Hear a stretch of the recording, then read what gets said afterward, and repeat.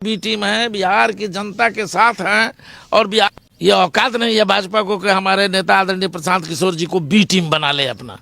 आदरणीय प्रशांत जी बिहार की जनता के बी टीम है, बिहार की जनता के साथ हैं और बिहार के जनता के हक और हकूक के लिए लड़ाई लड़ रहे हैं। भाजपा भी हमारे विरोधी हैं, राजद भी हमारे विरोधी हैं, जनता दल भी हमारे विरोधी हैं।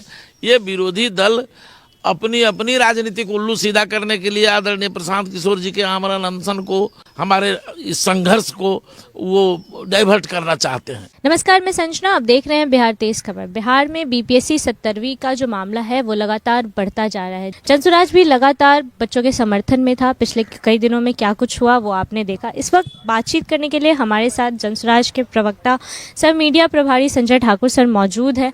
लगातार विपक्ष जो है वो जनसुराज पे सवाल उठाता आ रहा है। उनका कहना है कि पिछले दिनों जो मुद्दा भटकाने का काम हुआ वो प्रशांत किशोर जी ने किया। इन्हीं सब मुद्दों पे हम बातचीत करेंगे। सर, लगातार जनसुराज पे सवाल उठाया गया है पिछले कई दिनों में कि जो कुछ भी बच्चों पे लाठियां चली हों या जो कुछ भी हुआ वो जनसुराज के कारण हुआ, प्रशांत किशोर जी ने किया। क्या कहेंगे? देखिए, ये नीतीश कुमार जी की सरकार निष्ठुर सरकार हो गई है। इन्हें न छात्रों की कोई चिंता है न बिहारियों की कोई चिंता है। आपने देखा है पिछले एक पखवाड़े में जो घटनाक्रम हो रहा है। छात्रों की परीक्षा रद्द करने की मांग निरंतर जारी है। छात्र हमारे गर्दनी बाग में भी आमरण अनशन पर बैठे हुए हैं। जब परीक्षा में गड़बड़ी हुई है, सभी केंद्रों पर गड़बड़ियां हुई हैं, तो फिर ये सरकार उस गड़बड़ी को उजागर क्यों नहीं कर रही? क्यों चेयरमैन के पक्ष में सरकार अभी तक बैठी हुई है? एक तरफ सरकार कहती है कि चेयरमैन बीपीएससी का जो है सो स्वायत्त बॉडी है, संविधान का स्वतंत्र इकाई है, तो फिर सरकार क्यों नहीं हस्तक्षेप कर रही? सरकार के नोटिफिकेशन से ही वो चेयरमैन बने हुए हैं। नंबर एक। नंबर दो, भ्रष्टाचार का तो उसी दिन शुरुआत मानी गई जिस दिन से एक भ्रष्टाचारी अधिकारी को चेयरमैन बना दिया गया बीपीएससी का। आपको मालूम है जब वो दलित महादलित मिशन नीतीश कुमार जी ने बनाया, जिसके प्रधान सचिव बनाए गए थे ये अभी मौजूदा चेयरमैन साहब रवि मनु भाई परमार हैं, इन पर घोटाला का मुकदमा दर्ज है। विजिलेंस में जांच चल रही है। विजिलेंस से चार्जशीटेड हैं। चार्जशीटेड होने के लिए सरकार से परमिशन मांगा गया। ये नीतीश सरकार ने आज तक परमिशन नहीं दिया। घोटाला का कई बरस हो गए, उल्टे उसको चेयरमैन ये सरकार बना दिया। तो एक भ्रष्टाचारी को, आप गिद्ध को मांस के रखवार पर बैठा दीजिए रखवारी करने के लिए, उससे अपेक्षा करिए जो ये मांस का एक भी टुकड़ा चोंच नहीं मारेगा, तब तो ये कौन सा युग में हम लोग जी रहे हैं? नीतीश कुमार तो प्रगति यात्रा पे निकले हुए हैं। नीतीश कुमार जी की प्रगति यही है जो वो तमाम भ्रष्टाचार में डूबे अधिकारियों के बीच में उलझे हुए हैं, फंसे हुए हैं। सभी भ्रष्टाचारी उनकी सरकार में संरक्षित है और इसके अनेक उदाहरण हमारे पास हैं। आपने देखा पिछले बरसात में 18 से अधिक पुल ध्वस्त हो गया। आपने सुना है, आप पत्रकार हैं, आपने सुना है कभी सरकार ने उन पुल ढहने के कारणों की जांच कराई हो और उसके जिम्मेदार अभियंताओं, ठेकेदारों और अधिकारियों पर कार्रवाई की हो? नहीं ना। आपने देखा ना जो बिजली विभाग में कितना बड़ा घोटाला हुआ और संजीव हंस जो मुख्यमंत्री के सबसे प्रिय और चहेते अधिकारी हैं, आईएएस अधिकारी हैं, वो जेल में हैं और लंबी फहरिस्त है अधिकारियों की जो उस घोटाले में शामिल हैं। उसमें राजद के पूर्व विधायक भी हैं। तो इन लोगों ने बिहार को रसातल में पहुंचाने का काम किया है। जो काम 15 बरस तक जंगल राज में लालू यादव जी और राबड़ी देवी जी के रहनुमाई में जंगल राज बना हुआ था बिहार, और बिहार में लोगों का जीना दुभर हो गया था। अपराध, अपहरण, हिंसा, हत्या, बलात्कार, ये फितरत सी हो गई थी। वही काम 19 वर्षों में नीतीश कुमार जी 20 वर्षों से बिहार में कर रहे हैं। शराब बंद करते हैं, एक भी शराब बंद नहीं है, और जगह शराब माफिया सक्रिय। अब शराब माफिया तो थाना का पंच बना हुआ है साहब। वो थानेदार और उसके बीच जो घालमेल है वो गजब है। हर घर में शराब, जिस समय ऑर्डर करिए शराब आपको मिल जा रही है। ब्रांडेड शराब, विदेशी शराब, इंग्लिश शराब। तो ये सरकार हर मोर्चे पर फेलियोर है। सर विपक्ष तो लगातार जनसुराज पे इस तरीके के निशाने साध रहा है और कह रहा है कि पिछले दिनों जो कुछ भी हुआ, जैसे बच्चों पे जो लाठियां चली, प्रशांत किशोर जी छोड़ के चले गए इसीलिए लाठियां चली। नहीं, ये सब भ्रामक प्रचार है। चूंकि सरकार की विफलता को छुपाना है सरकार के लोगों को, इसलिए सरकार के जनता दल के प्रवक्ता हो अथवा पुलिस प्रशासन हो अथवा जिलाधिकारी हो, ये सब जनता को गुमराह कर रहे हैं, सब झूठ वो प्रचार कर रहे हैं।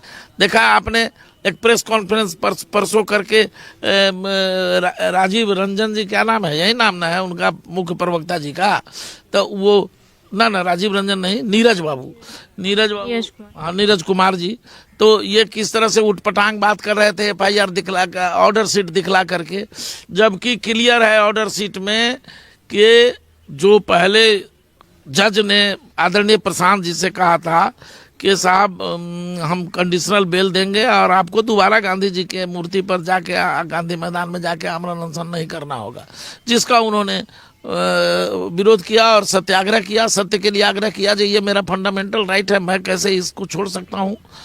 तो उस अंश को न्यायालय को अंत में हटाना पड़ा और जो बॉन्ड पेपर पर भरा गया है तो वो तो नियमतः कानून की व्यवस्था है, न्यायालय की व्यवस्था है। अगर किसी को जमानत न्यायालय देता है तो ये स्वीकृति जरूर लेता है कि साहब पुलिस जांच करेगी तो आप हमको उसमें सहयोग करेंगे, जांच में मदद करेंगे। न्यायालय अगर आपको याद करेगा, बुलाएगा तो आप न्यायालय में उपस्थित होंगे। ये शर्त कोई शर्त है क्या? इसलिए बिना शर्त जमानत मिली और झूठ हो के जदयू वाले दुष्प्रचार कर रहे हैं। दूसरा सवाल है कि जदयू ने कहा जो थाने से बेल हो सकती थी, थाने में बेल क्यों नहीं लिया? कोर्ट ने भी इस पर बहुत कड़ी टिप्पणी की है पुलिस पदाधिकारियों पर कि जब सभी बेलेबल सेक्शंस में केस दर्ज हैं तो इनको गांधी मैदान थाने में FIR दर्ज है, गांधी मैदान थाने से जमानत क्यों नहीं दी गई जो कोर्ट में लाना पड़ा इनको? कोर्ट ने भी इस पर आपत्ति की, ऑर्डर शीट में आपत्ति की है और पुलिस को पर टिप्पणी की है। मेरा कहना है कि पुलिस जिस नौटंकी के तरीके से नौटंकीबाजी करके जिस तरह से आदरणीय प्रशांत जी को सोए हुए अवस्था में 3 बजे 3:45 बजे भोर में उठाने का काम किया और हमारे सोए हुए महिला पुरुष कार्यकर्ताओं के साथ, समर्थकों के साथ, धरनार्थियों के साथ जिस तरह से दुर्व्यवहार हुआ, ये निंदनीय है। और जब गांधी मैदान थाना में मुकदमा दर्ज था तो गिरफ्तार करके सीधे गांधी मैदान थाना ले जाया जाना चाहिए था और वहाँ जमानत की बात होती, वो जमानत देते, हम नहीं लेते तब तो। अच्छा, प्रशांत किशोर जी अब हॉस्पिटल से डिस्चार्ज हो चुके हैं, तो अब उनकी आगे क्या प्रक्रिया होने वाली है बच्चों को लेकर? देखिए, हॉस्पिटल से डिस्चार्ज तो हुए हैं, अभी अस्वस्थ ही हैं, चूंकि आमरण अनशन पर निरंतर हैं और लाख हमारे बुजुर्गों, हमारे अभिभावकों, हमारे समर्थकों, जनसुराजियों, आम बुद्धिजीवियों, छात्रों, युवाओं की अपील के बावजूद वो आमरण अनशन से हट नहीं रहे हैं। इसलिए तबीयत तो उनकी नासाज है, बिगड़ी हुई है और वो अपने आवास पर ही विश्राम कर रहे हैं। अभी बच्चों का कहना है कि अब बच्चों के बीच वो आएंगे या नहीं आएंगे? हर हाल में बच्चों के लिए ही वो आमरण अनशन पर है। आप किस तरह के भ्रम विरोधी लोग जो फैला रहे हैं फैलाने दीजिए। वो बच्चों के एग्जामिनेशन रद्द करने के समेत अपने 10 सूत्री 11 सूत्री मांगों को लेकर के ही वो आमरण अनशन पर बैठे हैं।